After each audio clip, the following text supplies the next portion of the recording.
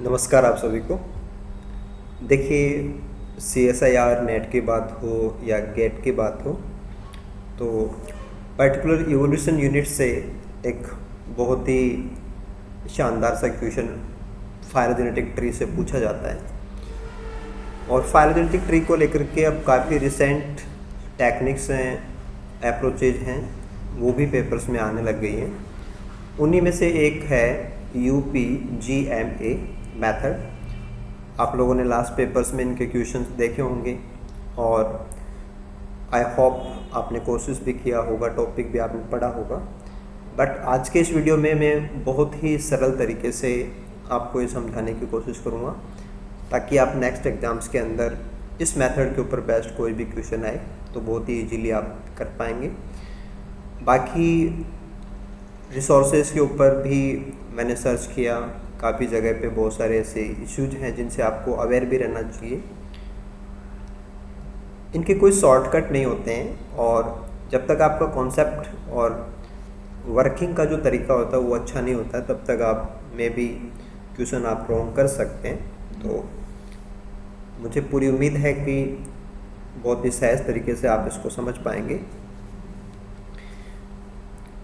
देखिए, सबसे पहले हम बात करते हैं कि फाइलोजेनेटिक ट्री को बनाने के दो हमारे पास अप्रोच हो सकते हैं। एक अप्रोच तो होता है क्लस्टरिंग अप्रोच और दूसरा ऑब्जेक्टिव बेस्ड मेथड्स होते हैं। यानी कि जो हमारे पास अवेलेबल डाटा होता है उस डाटा का इस्तेमाल करके या तो हम क्लस्टरिंग अप्रोच से ट्री बनाते हैं या हम ऑब्जेक्टिव बेस्ड मेथड से फाइलोजेनेटिक ट्री बना सकते हैं। देखो, क्लस्टरिंग मेथड में ही पर्टिकुलर मेथड है UPGMA मेथड, वैसे ही WPGMA मेथड होता है, नेबर जॉइनिंग मेथड है, सिंगल लिंकेज है, कंप्लीट लिंकेज है। तो ये कुछ मेथड्स हैं जो क्लस्टरिंग अप्रोच के ऊपर बेस्ड हैं। ऐसे अगर हम बात करें तो ऑब्जेक्टिव बेस्ड मेथड्स के अंदर लीस्ट स्क्वायर डिस्टेंस मेथड है, मैक्सिमम लाइक्लीहुड मेथड है, मैक्सिमम पार्सिमोनी मेथड है। तो ट्री बनाने के कुछ मेथड्स हैं वो क्लस्टरिंग अप्रोच के होते हैं, कुछ ऑब्जेक्टिव बेस्ड मेथड्स होते हैं। तो आज का अपना जो खास लेक्चर है वो UPGMA मेथड को लेके, तो अपन इसको डिटेल से समझेंगे। तो सबसे पहले बात करते हैं कि UPGMA क्या है। देखो, ये है अनवेटेड पेयर ग्रुप मेथड और जिसमें अर्थमेट्रिक मीन का यूज होता है।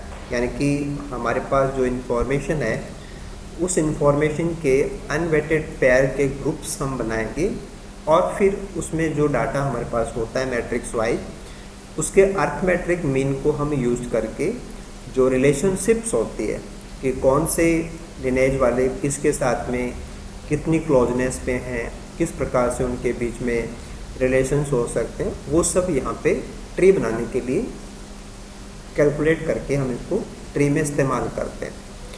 तो इस मेथड को समझने के लिए हम एक एग्जांपल लेते हैं और हमारा जो एग्जांपल है ये CSIR नेट जून 2020 जो एग्ज़ाम रही है उसका एक PYQ है।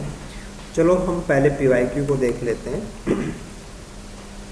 PYQ में एक मैट्रिक्स दिया हुआ है जिसको बोला गया है डिस्टेंस मैट्रिक्स। डिस्टेंस का मतलब होता है डिसिमिलैरिटी, कि जैसे एक ग्रुप है A, उसका खुद के साथ कोई डिस्टेंस नहीं होता, कोई डिसिमिलैरिटी नहीं होती क्योंकि वो तो सेम उसी की बात हो रही, तो जीरो वैल्यू होती है। जैसे B का B से डिस्टेंस 0 है, लेकिन A का B से कितना डिफरेंस है वो यूनिट के अंदर हमें 2 दिया हुआ है, C के साथ दिया हुआ है।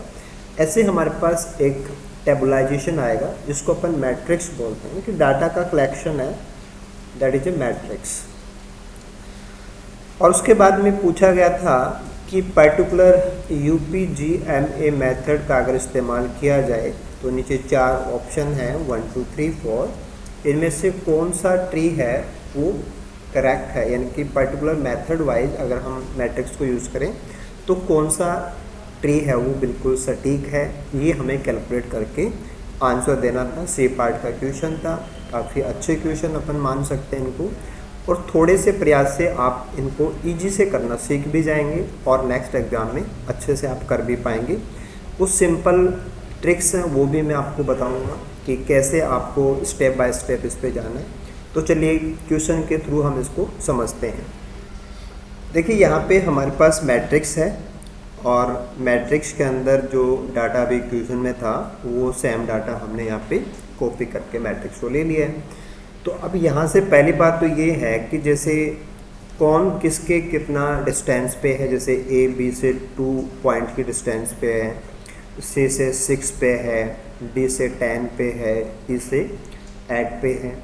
ऐसे बाकी जो है जैसे मान लो कि आप बी का सी से कितना डिस्टेंस है 5 पे, दैट्स ऑल। इस प्रकार से ये सारा डिस्टेंस यहाँ पे दिया हुआ होता है। तो प्रॉब्लम को सॉल्व करने के लिए पहली स्टेप जो होगी हमारी उस स्टेप पे अपन आते हैं कि स्टेप नंबर फर्स्ट में अपन को क्या करना होता है। देखो पहला स्टेप होता है हमारा कि पूरे मैट्रिक्स में हमें वो फिगर ढूंढना है जो लोवेस्ट वैल्यू है। तो सबसे पहला काम होता है कि लोवेस्ट वैल्यू को देखना। देखो ये डिस्टेंस है, तो डिस्टेंस अगर लोवेस्ट है इसका मतलब हो गया कि जिनके बीच में ये वैल्यू आएगी वो क्लोजेस्ट ग्रुप होगा, क्लोजेस्ट ग्रुप। तो सबसे ज़्यादा क्लोज जो होंगे उनके बीच में डिस्टेंस सबसे कम होगी। तो आप यहाँ पे देख सकते हैं कि इस मैट्रिक्स में सबसे छोटी वैल्यू है दैट इज़ 2। तो हमने यहाँ से इसको निकाल लिया कि दिस इज 2 और ये वैल्यू किन के लिए है, ए और बी के लिए। तो पहला हमारा जो ग्रुप आ गया दैट इज ए और बी का ग्रुप है जिसपे लोवेस्ट डिस्टेंस की वैल्यू दी हुई है। ओके, यानी कि पूरे डाटा को देखने पे सबसे ज़्यादा क्लोज अगर कोई है तो वो ए और बी हैं, इसका मतलब ये है। तो हम फाइलोजेनिक ट्री बनाएंगे तो इसका मतलब ये हो गया कि हम ए और बी को बहुत क्लोज रखेंगे क्योंकि इनके बीच में डिस्टेंस सबसे कम है। तो एक क्लोजेस्ट ग्रुप होगा, this is the closest group. Okay, इसके बाद में जैसे हम क्लोजेस्ट ग्रुप को फाइंड आउट कर लेते हैं फिर हमारा नेक्स्ट जो प्रोसेस है वो स्टार्ट हो जाएगा। यानी कि पहला काम ये होता है कि हमें क्लोजेस्ट ग्रुप कौन है वो ढूंढना होता है। इसके बाद में नेक्स्ट स्टेप में अपन क्या करेंगे दैट इज़ रीअरेंजमेंट करेंगे। अपन मैट्रिक्स को दोबारा से रीअरेंज करेंगे। देखो हमें जो दिए हुए थे कि उसमें 5 स्पीसीज हैं, 5 लिनेज हैं, Y A B C D E, यानी कि 5 डिफरेंट स्पीसीज का ये डाटा अपन को दिया हुआ है, 5 डिफरेंट स्पीसीज। इसमें से हमने ये चीज़ तो नोट कर ली कि ए और बी का एक ग्रुप है, कि ये एक ग्रुप के अंदर है। अब बाकी जो बच गए वो सी है, डी है और ई है। तो हमारा जो ग्रुप सबसे क्लोजेस्ट हमने फाइंड आउट कर लिया, उसका बाकी से क्या रिलेशन है उसके लिए हमें दोबारा से एक मैट्रिक्स है उस पर काम करना पड़ेगा। कैसे काम करते हैं वो भी आप देखिए। पहली स्टेप होती है कि जो हमने क्लोजेस्ट ग्रुप फाइंड आउट किया है उसको हम as a single unit count करेंगे, है ना। पहले जैसे ए और बी को अलग लेते थे, अब एज ए सिंगल ग्रुप हम इसको काउंट करेंगे। सिंगल एंटाइटी हो गया कि आप यहाँ पे लिख सकते हैं कि take A B as a single entity, यानी कि ए और बी को अब हम 2 नहीं मानेंगे, ये हम 1 मानेंगे क्योंकि वो तो हमारे पास एक ग्रुप में आ ही गए। अब इसके बाद में बाकी से इनका क्या कनेक्शन है वो अपन को निकालना है, कैलकुलेट करना है, वो स्टेप बाय स्टेप अपन समझते हैं। देखिए जब हम ए बी को ए बी से कंपेयर करेंगे तो वैल्यू 0 ही आएगी, लेकिन अगर हम ए बी को सी से कंपेयर करें, पहला जो वर्क है हमारा वो है कि हम ए बी जो हमारा क्लोजेस्ट ग्रुप आया उसको हम सी से कंपेयर करेंगे। तो इसको कैलकुलेट करने का एक तरीका होता है कि नंबर 1 डाल के आप इसको यहाँ पे ले लीजिए ताकि ये जब आप रिवाइज करेंगे तो इजी रहेगा।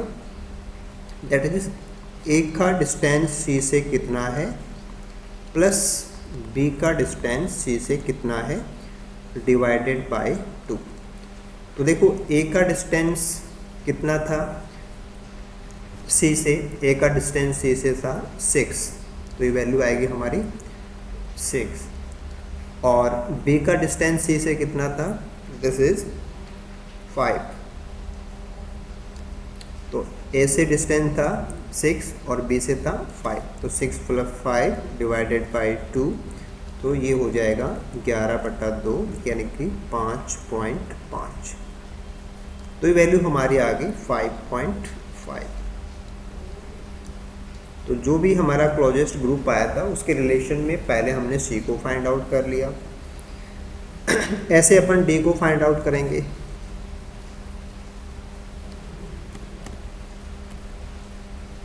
नेक्स्ट वन इज डी के लिए, तो सेम अपन डी के लिए अप्लाई करेंगे। तो डी का मतलब हो जाएगा कि ए का डिस्टेंस डी से प्लस बी का डिस्टेंस डी से डिवाइडेड बाय 2। तो वैल्यू को आप देख लीजिए कि अपन ए को अगर डी से कंपेयर करते हैं तो दिस इज़ 10, और अगर बी को करते हैं तो दिस इज़ 4। तो 10 + 4 divided by 2 is equal to 14/2 is equal to 7। तो दिस विल बी 7। ऐसे अपन यूज़ करेंगे ए बी का डिस्टेंस ई के साथ। तो सिमिलरली अपन ई के साथ निकाल लेंगे, this will be third one. तो थर्ड वन अपन यहाँ पे कैलकुलेट कर लेते हैं कि ए का ई से डिस्टेंस प्लस बी का ई से डिस्टेंस डिवाइडेड बाय 2। तो वैल्यू होगी हमारी दिस वन, ए का ई से 8 है और बी से कितना है 6।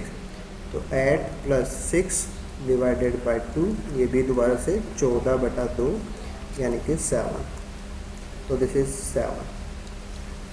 तो ये हमारा पहला काम हो गया कि हमने जो हमारा ग्रुप बनाया था क्लोजेस्ट ग्रुप, उससे बाकी जो स्पीसीज हैं उनका मैट्रिक्स वैल्यू हमें सजेस्ट कर रहा है कि वैल्यू कुछ इस प्रकार से एवरेज अर्थमेट्रिक एवरेज वैल्यू हमारे पास मीन वैल्यू आ गई इनकी। अब बाद का जो मैटर है कि सी से सी की डिस्टेंस 0 ही होगी, सी से डी की डिस्टेंस जो पहले थी वही है 8, और जो नेक्स्ट वन पार्ट है वो भी सेम वही है 4।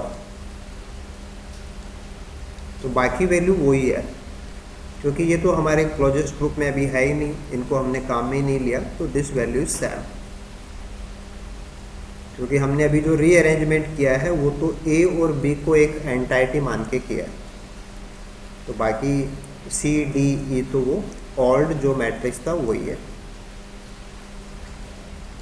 तो ये हमारा पहला काम हो गया कि पहले हमने क्लोजेस्ट ग्रुप निकाला, और क्लोजेस्ट ग्रुप के बाद में हमने उस क्लोजेस्ट ग्रुप के रिलेशन के अंदर बाकी जो स्पीसीज हैं उनका डाटा हमें किस वैल्यू के साथ दिया हुआ है उसको यूज़ करके उनका हम मीन निकाल रहे हैं। तो दीज आर अर्थमेट्रिक मीन वैल्यूज़। तो ये हम डाटा रीअरेंज कर देंगे, जो कि ग्रीन साइड से यहाँ पे आप स्काई ब्लू साइड से देख सकते हैं। तो पहला काम हो गया, ये सेकंड वर्क हो गया कि हमने हमारे मैट्रिक्स को रीअरेंज किया। ओके, इसके बाद में अगला जो हमारा थर्ड स्टेप लेंगे अपन थर्ड स्टेप ले सकते हैं कि तीसरी स्टेप में हमें ये देखना है कि जैसे हमने ए बी के साथ में तो इनको देख लिया, अब बाकी जो हमारा रीअरेंजमेंट से मैट्रिक्स बना है उसमें लोवेस्ट वैल्यू क्या है, lowest value after rearrangement of matrix. तो मैट्रिक्स को हमने रीअरेंज कर लिया और उसके बाद में हम दोबारा से फाइंड आउट करेंगे कि सबसे छोटी वैल्यू क्या है। तो इस समय पे सबसे छोटी वैल्यू है 3। तो 3 इज स्मॉलेस्ट वैल्यू, और 3 किन के लिए है, डी और ई के लिए। तो जैसे हमने स्टार्टिंग में किया था कि डी और ई एक क्लोजेस्ट ग्रुप होगा, और इसकी डिस्टेंस हमें दी हुई है 3। तो एक ग्रुप हमारे पास ये आ गया डी और ई का। एक ग्रुप हमने पहले बनाया था ए एंड बी का, और एक ग्रुप हमने अब बना लिया रीअरेंजमेंट के बाद में, वो है डी एंड ई का। अब जैसे हमने स्टार्टिंग में ए बी को एक एंटाइटी माना था, सिमिलरली अब हम डी और ई को सिंगल एंटाइटी मानेंगे, सिंगल एंटाइटी मानेंगे, और उसके बाद में हम रीअरेंज करेंगे, रीअरेंज द मैट्रिक्स। तो हम फर्दर इसको रीअरेंज करने जा रहे हैं नेक्स्ट टेबल के अंदर। ये रीअरेंजमेंट टेबल आप देख सकते हैं। ये हम कैसे तैयार करेंगे, वो भी सिंपली वही तरीका था जो हमने पहले काम में लिया था। तो रीअरेंजमेंट के लिए हम दोबारा से सेम वही प्रोसेस फॉलो करने वाले हैं कि हम ए बी को डी ई से कंपेयर करेंगे, और ए बी का वैल्यू डी ई के साथ निकालने के लिए जो तरीका होगा वो थोड़ा सा एक्सटेंड है। बिल्कुल उसी प्रकार से हम इसको समझते हैं कि जैसे ए बी हमारे पास पहले आया हुआ था,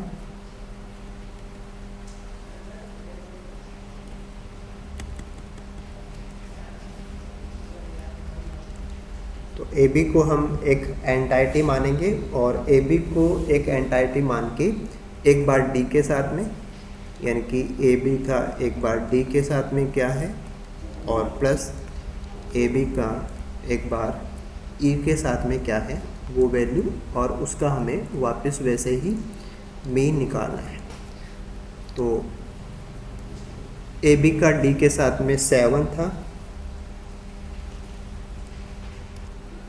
तो ए बी का डी के साथ में 7 वैल्यू है, दिस इज,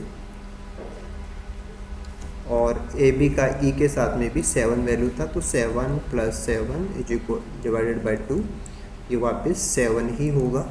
तो दिस इज द वैल्यू 7। ऐसे अपन को डिवाइड करना है। हाँ, ये तो अपना ए बी का डी के साथ हुआ है, दिस वन इज सेकेंड अपन को सी के साथ करना है। तो अब हम वैसे ही करेंगे, ए बी को सी के साथ में। तो ए बी का जो वैल्यू हमने यहाँ पे ले रखा है सी के साथ में, वो तो रीअरेंजमेंट में पहले आया हुआ है, दिस इज 5.5।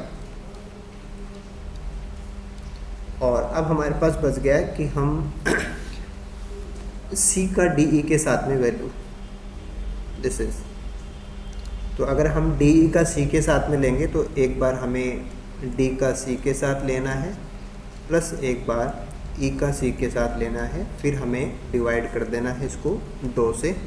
तो वही चीज़ अपन यहाँ पे फॉलो करें। तो डी का सी के साथ में जो डिस्टेंस था वो हमारे पास कितना है, 8 है, तो दिस इज 8, और ई के साथ में था 4, तो 8 + 4 डिवाइडेड बाई 2, तो ये 12/2 हो जाएगा, तो ये वैल्यू आएगी 6। तो हमने टेबल को पहली बार रीअरेंज किया, फिर दूसरी बार रीअरेंज किया। रीअरेंज करके हमने जो 2 ग्रुप थे उन 2 ग्रुप्स को आपस में कंपेयर कर लिया, और हमारे पास वैल्यूज हैं वो इस प्रकार से आ गई है। देखो, इन वैल्यूज़ को देखने पे हमें पता लग रहा है कि हमारा जो पहला ग्रुप है ए बी, उसका हमारे सेकंड ग्रुप डी के साथ में जो डिस्टेंस है वो 7 यूनिट का होना चाहिए, और ऐसे ही ए बी का सी के साथ में जो है वो 5.5 होना चाहिए। तो ये वैल्यू हमें एक इन्फॉर्मेशन दे रही है कि हमारे पहले ग्रुप से डी ई 7 के डिस्टेंस पे है, जबकि सी है वो क्लोज है, यानी कि ए बी वाले के पास में सी आएगा, और डी ई जो दूसरा ग्रुप है वो थोड़ा दूर जाएगा। यानी कि आप इसको बनाएं तो ऐसा है कि जैसे ए बी एक ग्रुप में थे और डी ए दूसरे ग्रुप में है, तो जो सी है वो ए बी के पास होगा। ए बी से इसकी दूरी 5.5 है, जबकि डी ई से इसकी दूरी है दैट इज 7। तो फाइनल मैप बनाने में हम इनको इसी प्रकार से काम में लेने वाले हैं। ओके, इसके बाद में हम फाइनल स्टेज पे आ जाते हैं कि फाइनली हमें ये पता लग गया कि ए बी जो हमारा ग्रुप था उसके साथ में सी है वो क्लोज है, जबकि दूसरा ग्रुप आया था हमारे पास डी ई का, उससे सी है वो दूरी पे फार है, क्योंकि यहाँ वैल्यू थी हमारी 5.5 और ये वैल्यू थी 7। तो अब नेक्स्ट जो वर्क रहेगा उसमें हम पता लगा चुके हैं कि हमारा सी है वो ए बी वाले ग्रुप के साथ में है। तो अब हमने एक ग्रुप तो बना लिया है ए बी सी का, और उसको अपन डी ई के साथ में रिलेशन उसका डिस्टेंस वाइज देखना चाहते हैं कि ये क्या है। तो ये अपन हमारे मैट्रिक्स में देख सकते हैं कि मैट्रिक्स में ए बी सी का जो वैल्यू आ रहा है दिस इज 5.5, ए बी और सी का वैल्यू 5.5, और डी ई के साथ में जो सी का कनेक्शन है दैट इज 6। कि एक बार अपन सी को ए बी से देखते हैं तो 5.5, और सी को अगर डी ई से देखते हैं तो 6 आ रखा है, तो दिस इज 6। जिसको अपन ऐड करके इसको डिवाइड कर देते हैं, this is 11.5 divided by 2 is equal to 6.25। तो ये हमारे पास डिस्टेंस है, वो सारी की सारी डिस्टेंस इस प्रकार से आ गई। अगर हम एक बार के लिए इनको लिखना चाहें तो हमारा जो ए बी का डिस्टेंस आया था वो आया था, सबसे छोटी वैल्यू वो हमारा था 2। ऐसे ही ए बी वाले ग्रुप से सी का जो डिस्टेंस है दैट इज आया था 5.5, और फिर ऐसे ही जो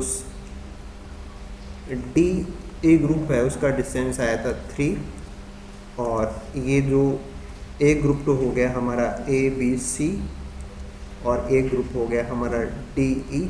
इनकी आपस में जो डिस्टेंस आई है दिस इज 6.25। अगर हम UPGMA मेथड को अप्लाई करते हैं तो अब हमारा जो करेक्ट ऑप्शन है वो हम देख सकते हैं कि ए और बी के बीच में डिस्टेंस 2 है, और इसके साथ में सी की डिस्टेंस है वो 5.5 है, दिस इज 5.5। ऐसे डी और ई की डिस्टेंस है वो 3 है, दिस इज 3, और इनका आपस में जो डिस्टेंस है दैट इज 6.25। हालांकि यहाँ पे जो वैल्यू दी हुई है दिस इज 7.5, तो 7.5 वैल्यू नहीं हो सकती, this is a wrong value. तो पहली बार से ये सारा सा क्वेश्चन पूछा था, मे बी कैलकुलेट करने में कोई हो सकता है गलती रही होगी, बट बाकी वैल्यू सारी सही है, और ऑप्शन नंबर 4 में ये वैल्यू हमें मिल गई है। तो राइट आंसर कैसे निकालेंगे, स्टेप्स को आप दोबारा से देख सकते हैं। सबसे छोटी वैल्यू को फाइंड आउट करना होता है, उसके बाद में पहला क्लोजेस्ट ग्रुप बनाना होता है, उसके रिलेशन में टेबल को रीअरेंज करना होता है, रीअरेंज के बाद में दोबारा से लोवेस्ट वैल्यू ढूंढनी होती है, फिर दूसरा क्लोजेस्ट ग्रुप बनाएंगे, फिर जो बचे हुए हैं उनको उनके साथ में कंपेयर करके टेबल रीअरेंज होगी, और फाइनली जो डाटा हमारे पास आ रहा है उसको हम ट्री के अंदर मैच करके देखेंगे, जिसके साथ मैच हो जाएगा that will be our right answer. तो आई होप UPGMA मेथड से अगर नेक्स्ट टाइम कोई क्वेश्चन आएगा तो आप बहुत ही आराम से इसको कर सकते हैं। आप प्रैक्टिस के लिए क्वेश्चन को दोबारा से अपने नोटबुक के अंदर करने की कोशिश कीजिए। जहां आपको दिक्कत आती है आप वीडियो को रिपीट करना। अगर फिर भी आपको कोई इश्यू आता है तो आप जो भी प्रॉब्लम है उसको आप कमेंट बॉक्स में हमें कमेंट कर सकते हैं। Bills the bio point coaching की तरफ से आपको पूरी हेल्प प्रोवाइड होगी। हम चाहते हैं कि जो लेटेस्ट टॉपिक्स हैं CSIR के, लाइफ साइंस के जो top most cutting edge topics चल रहे हैं वो हर स्टूडेंट बहुत सही तरीके से समझ पाए और कहीं मिस रीडिंग नहीं होनी चाहिए, उसके लिए हम पूरे डेडिकेट हैं।